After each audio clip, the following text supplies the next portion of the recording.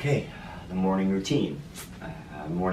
We are going to start with the cervical spine. We'll work our way all the way down to our ankles.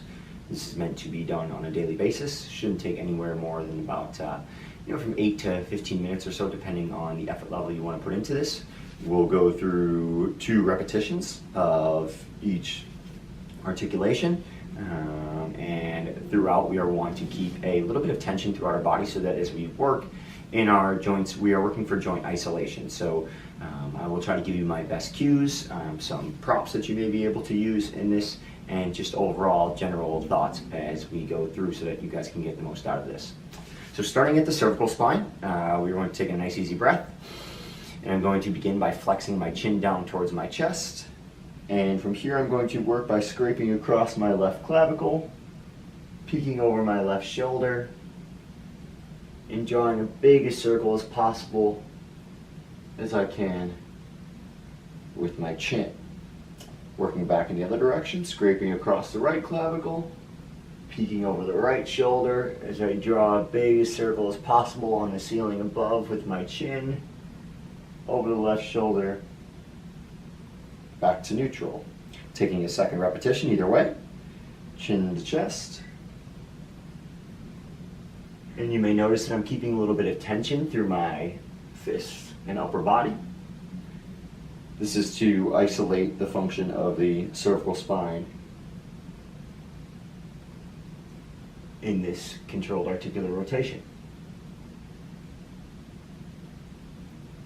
Next is the thoracic spine. Thoracic spine can be a tricky one.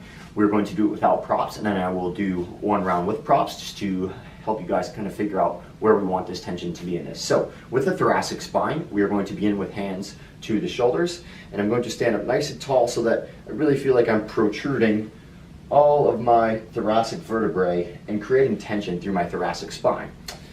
So hands are to shoulders, I'm flexing my chin down to my chest, and from here I pull my right elbow towards my left hip, I bend to my left side, I open up and bend over to my right side, and I pull left elbow over towards right hip and make my way back to neutral.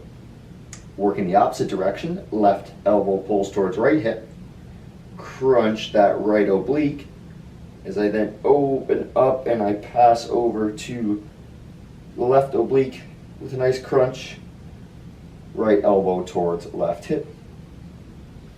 You can also, for this, guys, use 2 yoga blocks, a physio ball. I would also recommend as well anything that's going to help us really create and maintain tension through the thoracic spine. So with the blocks, this is how we are going to take our thoracic spine car, creating that tension, giving a nice big squeeze to the blocks. Right elbow pulls towards left hip, laterally bend, spread the floor apart with your feet as you bend over to the right side. Left elbow pulls towards right hip, back to neutral, work in the opposite direction, left elbow to right hip, bend to the right side, keeping the chin tucked the whole way, right elbow pulls to left hip. Thoracic spine controlled articular rotation. Next we are going to work down to the shoulder blades, scapula. We'll do a few circles with this, guys. So goal is to keep the hands and arms extended and close to the side as possible. From here we work with a protraction of the shoulder blades to start, an elevation, a retraction, and a slide down into the back pocket of those shoulder blades. So we'll go back into another circle. I like to take about 3 or 4 with my morning routine. Nice and slow as I look to really isolate the movement coming from those scapulas, keeping the arms and hands nice and lengthened out to the side.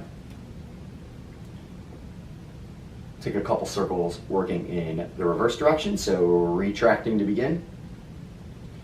Lifting the scaps, pressing forward into protraction. Nice and slow, noticing that my hands and arms are maintaining the same position along my side body the whole way. Awesome. So that is the scapular controlled articular rotation.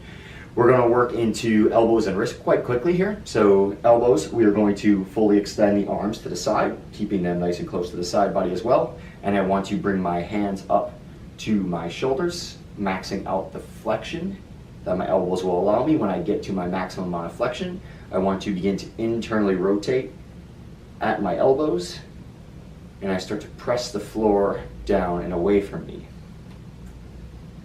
One more repetition of this. Rotating externally at the elbows, keeping them in the same location as I flex hands up chest. When I've maxed out that flexion, I really want the rotation to come from the elbows. What you'll notice is the wrists often want to help out in this rotation. Try to keep those hands and fingers extended as long as possible, pressing down and away. Wrists, so wrists will bring the arms out into a 90-degree bend in front of us here, and with this we want to begin with an adduction to the midline, extending down, and we're drawing as big a circle as possible with our wrist. If I may suggest going one wrist at a time, we want to maintain this forearm facing up.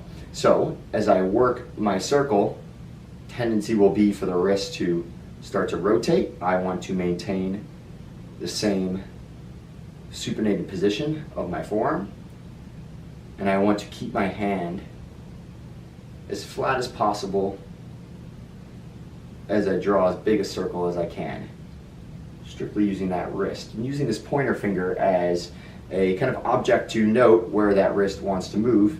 You can do the same thing working on the opposite hand there, okay? So 2 circles, either way should be just fine. Going to go into the glenohumeral joint, the shoulder. Shoulder's a big one. With this, we're going to work one at a time. I'm going to begin with a forward flexion of my bicep up next to my ear. From here, I'm going to work my shoulder into internal rotation and maxing out as much internal rotation as I have as I work my arm into extension, back and behind, so that hopefully my palm is facing out. From here, I'm going to work into extension, and I'm going to start to externally rotate the shoulder forward as I come all the way through, keeping the arm as long as possible. One more time. Full flexion, keeping the core engaged. Internally rotating at the shoulder, not the wrist or elbow. Carving out that joint. Spinning back. And rotating all the way through. We'll go to the left side. Notice I have a fist made with my right hand, creating the tension through the rest of my body once again. So left arm flexes up. Internally rotating at the shoulder, keeping the arm locked out, elbow extended, long lever. Working back into extension, externally rotating, and keeping my shoulders square to each other throughout the full range of motion. So one more time. Full flexion, internal rotation, and into extension with the palm facing out. I want to keep that scap back and down. Extension. And a nice big pull through of external rotation. So that's the majority of the upper body. We're going to go to the lower half now, beginning with the hips. I suggest having a wall near you or an object to hold onto. I'll suggest some cues as well as we go through. So starting with the right leg, I'm going to bring my knee up into flexion to the chest. I'm going to abduct my hip out, making sure my opposite hip does not come with me. I want to internally rotate at the hip as I swivel that heel up to the ceiling, knee down to the floor. Extending backwards, abducting as much as I can, externally rotating on through. One more time, we'll break this down. So I begin with a flexion of the knee to the chest, an abduction of the hip, keeping it strict in my right hip, and then I go into internal rotation by swiveling knee to floor, heel to ceiling, passing all the way back and through. donkey kicking to extend, abducting, and maxing out as much range of motion as I can. I will also suggest finding a piece of contact on a wall to help you work here. It is nice to use the inside leg, as then we can create tension through our leg on the floor and our hand to the wall. So I'll demonstrate like so. Knee to chest, abducting, keeping my hip with me, internally rotating into extension,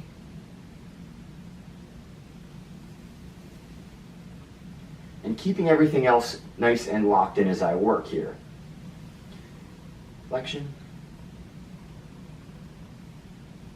Slower I work, the more range of motion I should be able to push out.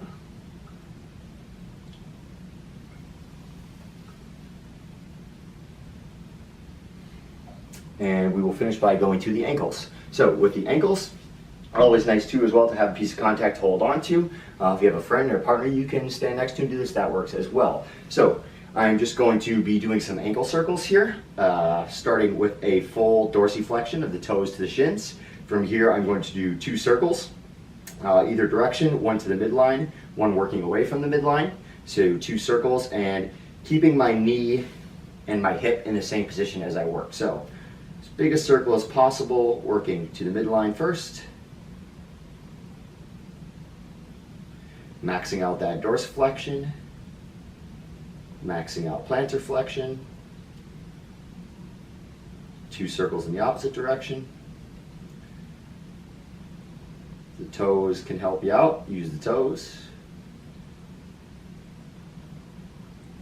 And finding the sticky spots and working through those. Never working into pain, however. 2 times with the other foot, working to the midline to begin. Biggest circle as possible, coming into as much dorsiflexion as I can, maxing out plantar flexion, 2 circles in the opposite direction.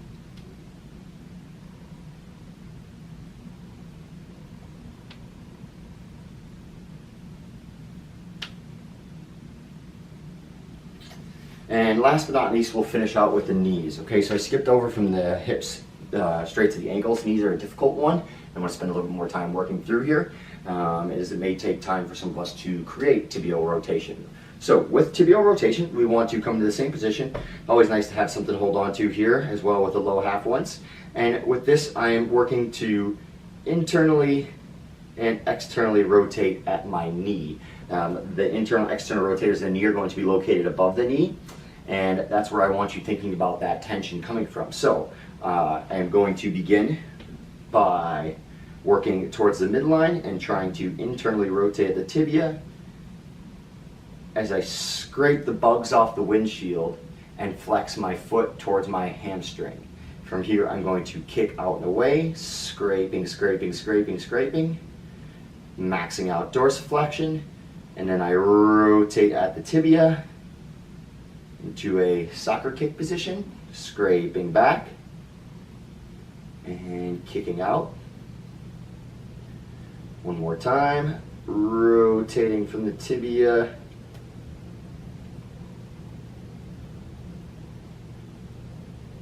scraping,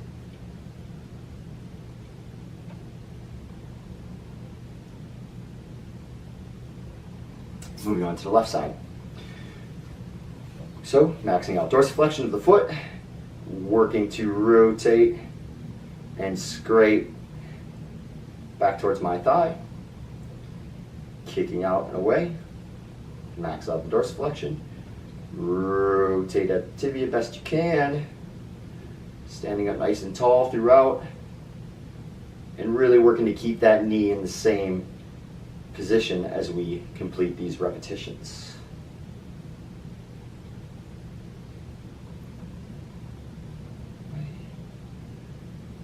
Rotating.